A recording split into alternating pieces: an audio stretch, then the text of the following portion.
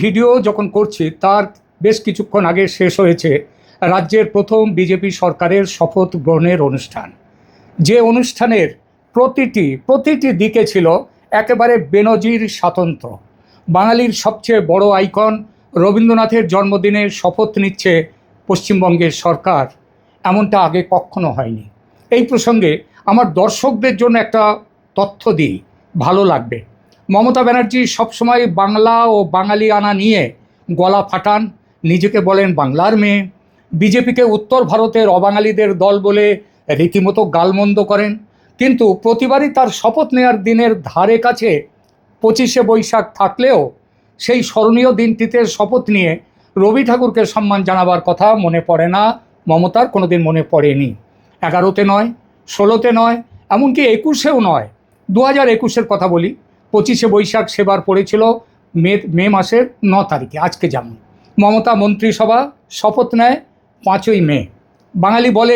বাঙালি বলে গলা ফাটানো মমতা ব্যানার্জি মহুয়া মৈত্রদের মাথায় পর্যন্ত আসেনি এই রবীন্দ্র জন্মজয়ন্তীর দিনটিতে শপথ নেওয়ার কথা। কিন্তু বিজেপি বেছে নিল এই দিনটিকে। শুধু কি এই একটা বিষয়ের স্বাতন্ত্র্য? না, পুরো মঞ্চ আজ বাঙালির কৃষ্টি, সংস্কৃতি আর ঐতিহ্যে ভরে ছিল। এছাড়া আজ সমস্ত বিজেপি বিধায়কদের পোশাক, পুরুষের ক্ষেত্রে ধুতি পাঞ্জাবি, মহিলাদের শাড়ি, একেবারে বাঙালি ঘরানায়। এর আগের এই প্রথম ভারতের প্রধানমন্ত্রী, স্বরাষ্ট্রমন্ত্রী, প্রতিরক্ষামন্ত্রী সমেত 20টি রাজ্যের মুখ্যমন্ত্রী এবং বেশ কয়েকটি রাজ্যের উপমুখ্যমন্ত্রীরাও সঙ্গে ছিলেন। তাদের উপস্থিতিতে বঙ্গমন্ত্রিসভার এই শপথ গ্রহণ কোনো দিন হয়নি, ভাবাও যায়নি কখনো আগে। এ এক অনন্য শপথ গ্রহণ অনুষ্ঠান। এবার আসি আজকের বিষয়ের আলোচনায়। শুভেন্দু আজ মাথায় যে মুকুটটি পরলেন সেটা কিন্তু পশ্চিমবঙ্গের বর্তমান পরিস্থিতিতে সেটা কিন্তু ফুলের মুকুট নয়, সেটা নিশ্চিতভাবে কাঁটার মুকুট। এই কাঁটার মুকুটকে ফুলের মুকুটে রূপান্তরিত করা শুভেন্দুর কাছে খুব বড় চ্যালেঞ্জ, কিন্তু তাকে পারতেই হবে এবং তিনি পারবেন, আমাদেরও বিশ্বাস। কেন কাঁটার মুকুট, আর সেই কাঁটার মুকুটের কাঁটাগুলো কি, সেই নিয়ে দু চার কথা। কতটা চ্যালেঞ্জ সেই সব কাঁটাগুলো তুলতে বিজেপি সরকারের ওপর পড়বে, এই নিয়ে প্রতিবেদন। দয়া করে শেষ পর্যন্ত সঙ্গে থাকুন, আপনার মতামত দিন এবং সাবস্ক্রাইব করুন আমার চ্যানেল ক্যালকাটা ডায়ালগস। প্রথমেই বলতে হয়, আজ পশ্চিমবঙ্গ এক ঐতিহাসিক সন্ধিক্ষণে দাঁড়িয়ে।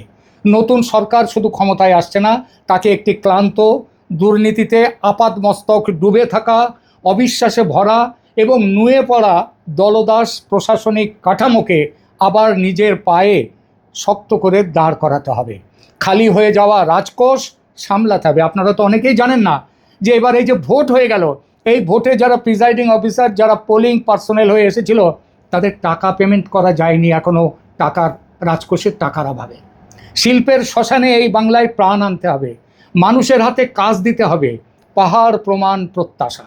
শুভেন্দু অধিকারীর সরকারের সামনে সবচেয়ে বড় চ্যালেঞ্জ হবে রাষ্ট্রকে আবার রাষ্ট্রের মতো চালানো। কারণ মানুষ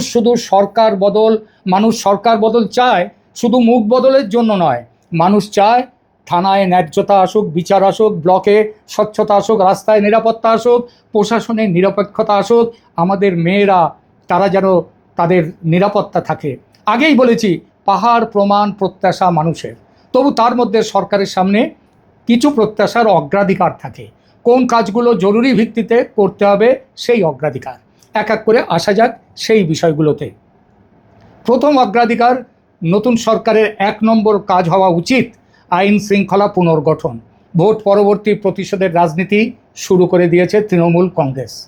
দখলদারি, আবার রং বদল করে সন্ত্রাস চালিয়ে যাওয়া, রাজনৈতিক পতাকা বদলে একই দুষ্কৃতী চক্রের সক্রিয়তা, এসব ভাঙতে না পারলে সরকার শুরুর দিন থেকেই দুর্বলতার বার্তা চলে যাবে মানুষের কাছে। এখানে শুধু পুলিশ বাড়ালেই হবে না, দরকার জেলাভিত্তিক শান্তি ও নিরাপত্তা গ্রিড। কোন এলাকায় কারা বারবার গণ্ডগোল পাকায়, কারা রাজনৈতিক ছত্রছায়ায় চাঁদাবাজি করে, কারা দাঙ্গার গুজব ছড়ায়, কারা সোশ্যাল মিডিয়ায় উস্কানি দেয়, এই সব কিছুর ওপর দ্রুত গোয়েন্দা নজরদারি বসাতে হবে। প্রথম 30 দিনের মধ্যে প্রতিটি জেলায় বিশেষ আইন শৃঙ্খলা পর্যালোচনা বৈঠক হওয়া উচিত। পুলিশ সুপার, জেলা শাসক, মহকুমা প্রশাসন, গোয়েন্দা শাখা সবাইকে স্পষ্ট বার্তা দিতে হবে, দল নয় আইনই শেষ কথা। দ্বিতীয় অগ্রাধিকার হওয়া উচিত প্রশাসনের দলীয়করণ বন্ধ করা। তৃণমূল কংগ্রেস আমলে যেটা মহামারী হয়ে উঠেছিল, সর্বনাশ করেছিল এই রাজ্যে। বহু বছর ধরে যদি আমলাতন্ত্রের একাংশের মধ্যে এই ধারণা জন্মে থাকে যে রাজনৈতিক আনুগত্যই পদোন্নতির রাস্তা, তাহলে সেই সংস্কৃতি না ভাঙলে কোনো পরিবর্তনই টেকসই হবে না। নতুন সরকারকে তাই 3টি কাজ দ্রুত করতে হবে। 1. সংবিধানশীল দপ্তরে পোস্টিং ও ট্রান্সফারে পুরোপুরি পর্যালোচনা। 2. বিডিও, এসডিও, থানা স্তরে, তৃণমূল স্তর পর্যন্ত গ্রাসরুট লেভেলেও জবাবদিহির কাঠামো তৈরি করতে হবে। 3 নম্বর, অভিযোগ গ্রহণের জন্য সময়সীমাবদ্ধ ডিজিটাল ট্র্যাকিং ব্যবস্থা করতে হবে। মানুষের অভিজ্ঞতা বদলাতে হলে দপ্তরের ভাষা বদলাতে হবে। সরকারি অফিসে গিয়ে কেউ যেন এই অনুভূতি না পায় যে সে নাগরিক নয়, সে কারো অনুগ্রহ প্রার্থী, এই বোধ যেন কারো মধ্যে না আসে। তৃতীয় বড় অগ্রাধিকার হবে দাঙ্গা ও সাম্প্রদায়িক উস্কানি ঠেকানো। এই উস্কানি প্রচুর হবে এখন, কারণ তৃণমূল কংগ্রেস তার সামনে এই রাস্তা। শুভেন্দু অধিকারীর পিএকে হত্যা করে যে সংঘর্ষের একটা উস্কানি, সেই উস্কানিকে বিজেপি কিন্তু কড়া হাতে সেটাকে শক্ত হাতে দমন করতে পেরেছে। এই মুহূর্ত পর্যন্ত কিন্তু শেষ হয়নি, এগুলো চলতেই থাকবে। নতুন সরকারকে একই সঙ্গে কঠোর এবং সংযত হতে হবে। কঠোর হতে হবে দুষ্কৃতীদের বিরুদ্ধে, সংযত হতে হবে সাধারণ মানুষের আবেগ সামলাতে। এখানে সবচেয়ে জরুরি বিষয় হলো কোনো উস্কানিকে রাজনৈতিক লাভের খেলায় পরিণত না হতে দেয়া। গুজব, মিছিল, পাল্টা মিছিল, ধর্মীয় উত্তেজনা, সীমান্তবর্তী এলাকায় উদ্বেগ, যেগুলো তৈরি করাতে মমতা বন্দ্যোপাধ্যায় রেকর্ড তৈরি করে গেছেন, এসবকে আগেভাগেই চিহ্নিত করে প্রতিরোধ করতে হবে। এবং আশা করা যায়, কেন নিশ্চিত বিশ্বাস, মমতা বন্দ্যোপাধ্যায় যেভাবে তিনি বলতেন বিশেষ কমিউনিটির কথা, তাদেরকে ছেড়ে দিলে কয়েক মিনিটে নাকি অন্য কমিউনিটিকে শেষ করে দেবে। বোঝাতে অসুবিধা হয় না তিনি কী বলতে চেয়েছেন। এবং এইটা কিন্তু এইভাবে উস্কানি দেওয়া কিন্তু চলবে। এই সরকার যারা চলে গেছে তারা কিন্তু এই উস্কানি দিয়ে যাবে রাজনৈতিক লাভের জন্যে। প্রতিটি জেলায় তাই র্যাপিড রেসপন্স পিস মেকানিজম বা শান্তি বাহিনী, শান্তি কমিটি, এগুলো গড়তে হবে। প্রশাসন, স্থানীয় বিশিষ্টজন, ধর্মীয় নেতৃত্ব এবং সিভিল সোসাইটিকে নিয়ে এমন এক নেটওয়ার্ক বানাতে হবে যাতে উত্তেজনা ছড়ানোর আগেই তা ঠান্ডা করা যায়। একটি খুব স্পষ্ট নীতি দরকার। অপরাধী যদি বিজেপির পতাকা হাতে থাকে, আমাদের কাছে খবর আছে বিভিন্ন জায়গায় যারা এতদিন তৃণমূলের গুন্ডা ছিল, দুষ্কৃতী ছিল, গণশত্রু ছিল, তারা হঠাৎই তৃণমূলের পতাকা ছেড়ে বিজেপির পতাকা হাতে নিচ্ছে, নিয়ে গিয়ে ঝাঁপিয়ে পড়ছে বিজেপির ওপরে, তারা তোলাও তুলছে। যদি এটা করেও থাকে, বিজেপির পতাকা হাতে থাকলেও তাকে ধরে নিতে হবে সে অপরাধী। যদি বিরোধী শিবিরের হয় তবুও সে অপরাধী। নতুন সরকার যদি শুরুতেই এই নিরপেক্ষতার নজির না গড়ে, যদি সাবধান না হয়, তাহলে বিরোধীরা খুব দ্রুত পরিবর্তন নয়, শুধু পাল্টা দখল, এই বয়ান প্রতিষ্ঠা করে তাদের মতো করে এগিয়ে যাবে। চতুর্থ অগ্রাধিকার হবে দুর্নীতি দমন। তৃণমূল কংগ্রেস সরকার দুর্নীতির একেবারে পাহাড় হয়ে উঠেছিল দুর্নীতির, কিন্তু এই দুর্নীতি দমন করাটা কিন্তু প্রতিহিংসা নয়, এটাতে হতে হবে প্রতিষ্ঠানগত শুদ্ধি আনতে হবে। মানুষ চায় চোর ধরা পড়ুক, কিন্তু একই সঙ্গে মানুষ এটাও দেখতে চায় যে সরকার কেবল প্রতিশোধের রাজনীতি করতে ব্যস্ত নয়, সরকার শাসনও করছে। তাই সব বড় প্রকল্প, নিয়োগ, টেন্ডার, পঞ্চায়েতের ব্যয়, পুরসভার খরচ এবং কল্যাণমূলক প্রকল্পের আর্থিক অডিট শুরু করে দিতে হবে ইমিডিয়েটলি, যেটা তৃণমূল কংগ্রেস মমতা সরকারের আমলে আইওয়াশ হয়েছিল। তবে এই অডিটের সঙ্গে একটি বড় আশ্বাসও একসঙ্গে দিতে হবে। গরিবের রেশন, স্বাস্থ্যসেবা, ছাত্রছাত্রীদের সুবিধা, কৃষকের সহায়তা, সামাজিক সুরক্ষা, এসব যেন কোনোভাবেই বন্ধ না হয়। অন্নপূর্ণা যোজনা আসুক, কিন্তু সেটা আসতে সময় লাগতেই পারে, 2-1 মাস তো বটেই, ততক্ষণে যেন লক্ষ্মীর ভাণ্ডার বন্ধ না হয়। তাহলে কিন্তু মানুষের কাছে এই দল সম্পর্কে, বিজেপি সম্পর্কে ভুল বার্তা যেতে পারে এবং যাবে যদি এটা না করা হয়। এই জায়গাটাই খুব গুরুত্বপূর্ণ। নতুন সরকার যদি দুর্নীতির বিরুদ্ধে কঠোর হয়, কিন্তু সাধারণ মানুষের জীবনে অনিশ্চয়তা যদি বেড়ে যায়, তাহলে জনমত খুব দ্রুত বদলে যেতে পারে।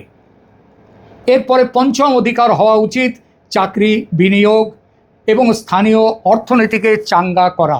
সরকার বদলের সবচেয়ে বড় রাজনৈতিক লাভ তখনই আসে যখন মানুষ দেখে শুধু ভাষণ বদলায়নি, জীবিকার সুযোগও বেড়েছে। প্রথমেই শিল্প বান্ধব বার্তা দিতে হবে এবং সে বার্তা ইতিমধ্যে এসে গেছে। যেমন টাটা কোম্পানি তারা সিঙ্গুরে তারা তাদের কারখানা করবার জন্যে কথা চলছে, কথা অনেকটা এগিয়েছে, এটা আমরা জানি। কিন্তু এই শিল্প বান্ধব বার্তা শুধু কেবল বড় কর্পোরেট ঘোষণায় যেন তার মধ্যে আটকে না থাকে। মমতা ব্যানার্জি বা বামফ্রন্ট আমলের মতো জ্যোতি বসুও শিল্প ধরতে যেতেন বিদেশে, সোমনাথ চ্যাটার্জিও যেতেন, আর মমতা ব্যানার্জি তো একেবারে দলবল নিয়ে বিশাল চার্টার্ড বিমান নিয়ে চলে যেতেন বিদেশে শিল্প ধরতে, এখানে সেখানে, এবং তারা ফিরে এসে সেই বাম আমল থেকে এই আমল, মানে মমতা বন্দ্যোপাধ্যায়ের আমল, সেই সব আমলে ঘোষণাই সার ছিল, বাস্তবে শূন্য। রেজাল্ট রসগোল্লা তবু মিষ্টি, কিন্তু এটা তা নয়, একেবারে একটা তেতো শূন্য, শুধু করের টাকা খরচ হতো সাধারণ মানুষের। তাই শুধু বড় শিল্প কর্পোরেট ঘোষণা নয়, এমএসএমই, ছোট কারখানা, চামড়া, টেক্সটাইল, খাদ্য প্রক্রিয়াকরণ, লজিস্টিক্স, নদী বন্দর, পর্যটন, আইটি সার্ভিস, সীমান্ত বাণিজ্য, এই সব সেক্টরে জেলা ভিত্তিক কর্মপরিকল্পনা প্রয়োজন। যুব সমাজের জন্য আলাদা করে 100 দিনের একটা কর্মসূচি দেওয়া যায় কিনা ভাবতে হবে, দেখতে হবে। নিয়োগ ক্যালেন্ডার করতে হবে, তাতে যেন স্বচ্ছতা থাকে। সেখানে শূন্য পদের তালিকা, পরীক্ষার সময়সূচি, ফল প্রকাশের সময়সীমা, এসব প্রকাশ্যে আনতে হবে।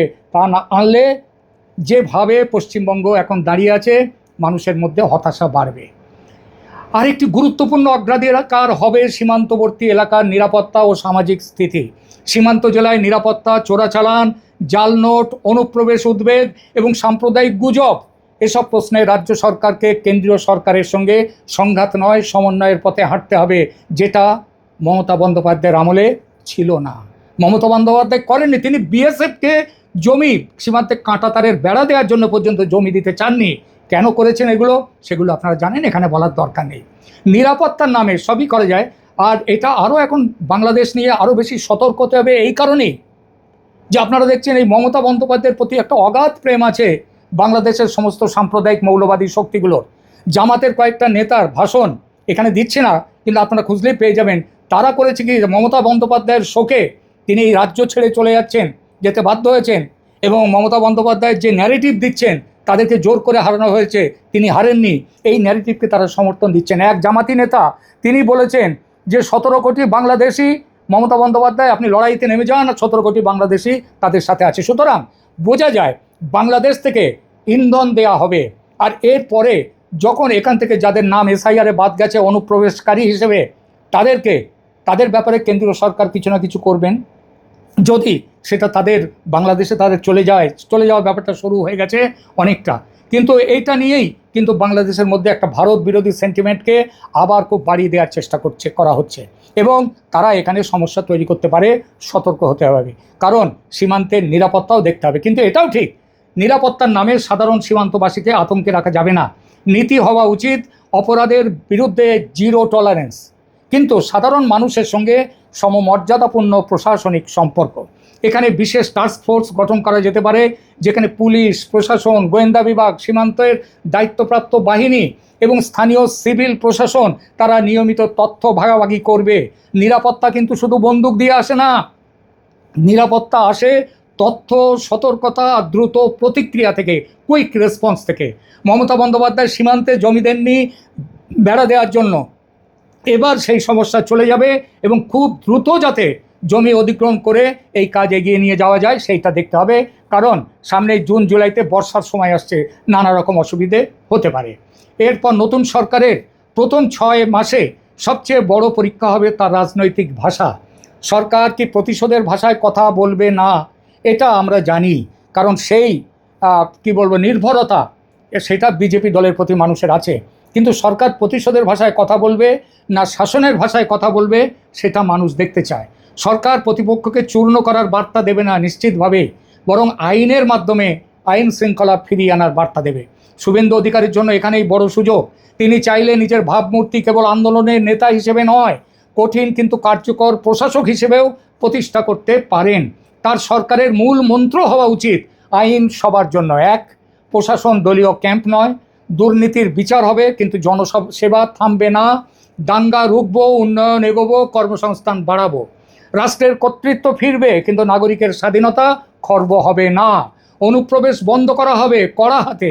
দেশকে অনুপ্রবেশকারী মুক্ত করার ব্যাপারে কেন্দ্রের সঙ্গে একযোগে কাজ করতে হবে।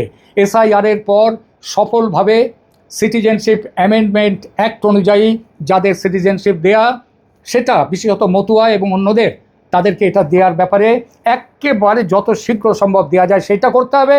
করার পর যারা এখানে রয়েছে অবৈধভাবে তাদেরকেও চিহ্নিত করতে হবে, এনআরসি চালু করতে হবে। তারপর দেখতে হবে সেই যে অটল বিহারী বাজপেয়ীর আমলে 2001 সালে একটা কমিটি বসেছিল, সেই কমিটি তারা বলেছিল যে বাংলাদেশি কয়েক কোটি বাংলাদেশি, 2 কোটি 2.5 কোটির মতো বাংলাদেশি ভারতে আছে, তাদেরকে কি ফেরত পাঠানো সম্ভব? যদি ফেরত পাঠানো সম্ভব না হয় তাহলে তাদেরকে যাতে ওয়ার্ক পারমিট দিয়ে নির্দিষ্ট সময়ের জন্য কোনো রকম নাগরিক সুবিধা না দিয়ে যদি তাদের এখানে রাখা যায়, সেই চেষ্টার কথা বলা হয়েছিল সে সময়ে। তো সেই ব্যাপারটা আবার দেখতে হবে। আমার মনে হয় পশ্চিমবঙ্গ সরকারকে এই ব্যাপারে উদ্যোগী হয়ে ভারত সরকারের সাথে মিলেমিশে একটা স্ট্যান্ড নিতে হবে। যেভাবে মমতা বন্দ্যোপাধ্যায় রণংদেহী স্ট্যান্ড নিয়েছেন, যেভাবে তৃণমূলী দুর্বৃত্তরা রাতারাতি রং পাল্টে বিজেপির পতাকা হাতে নিয়ে দুর্বৃত্তগিরি চালাতে শুরু করেছে বিজেপিকে বদনাম করতে, যেভাবে বাংলাদেশে জামাত ও তার সহযোগী মৌলবাদী শক্তি মমতা ব্যানার্জির সঙ্গে সহমর্মিতা দেখাতে শুরু করেছে, সেটা মাথায় রেখে কোনো নরম ব্যবস্থা নয়, কড়া ব্যবস্থা নিতে হবে এই সব দুর্বৃত্তদের বিরুদ্ধে। আজ পশ্চিমবঙ্গের মানুষ আসলে 3টি জিনিস দেখতে চায়: রাস্তায় শান্তি ফিরছে কিনা, সরকারি অফিসে ভয় কমছে কিনা, আর চাকরি অর্থনীতির দিক থেকে আশার আলো জ্বলছে কিনা। নতুন সরকার যদি এই 3 জায়গায় দ্রুত কাজ দেখাতে পারে তাহলে রাজনৈতিক পরিবর্তন প্রশাসনিক পরিবর্তনের রূপ নেবে। কিন্তু যদি কেবল পতাকা বদলায় আর মাঠে মহল্লায় একই রকমের দুষ্কৃতি সংস্কৃতি থাকে, একই দখলদারি থাকে, একই ভয়ের রাজত্ব চলতে থাকে, তাহলে মানুষ খুব দ্রুত হতাশ হবে। তাই আগামী দিনের পশ্চিমবঙ্গ গড়ার প্রথম শর্ত একটাই: শাসক দল নয়, রাষ্ট্র যেন আবার শক্ত হাতে ন্যায়সঙ্গতভাবে নিরপেক্ষভাবে দাঁড়ায়। পরিশেষে আরেকটি কথা না বলে পারছি না। কথায় আছে, মর্নিং শোজ দ্য ডে। সকাল দেখলে বোঝা যায় কেমন যাবে দিন। 50 বছর ধরে অনেক ঝড়ঝঞ্ঝা বয়ে গেছে বাঙালির ওপর দিয়ে, অবশেষে আজ কেটে গেছে সেই দিন। ঠিক যেমনভাবে গত কয়েকদিনের বৃষ্টি ঝড়ের পর আজ সূর্য করজ্জ্বল দিন, প্রকৃতির মুখে যেমন হাসি এসেছে, বাংলার মুখে, বাঙালির মুখেও ঠিক তেমন হাসি আনতে পারবেন শুভেন্দু অধিকারী এবং তার সরকার। প্রকৃতি কি সেই বার্তা নিয়ে এলো যে দিনটাও সকাল যখন হয়েছে হাসি দিয়ে, সারা দিনটাও হাসবে, রৌদ্র করজ্জ্বল হবে। ধন্যবাদ।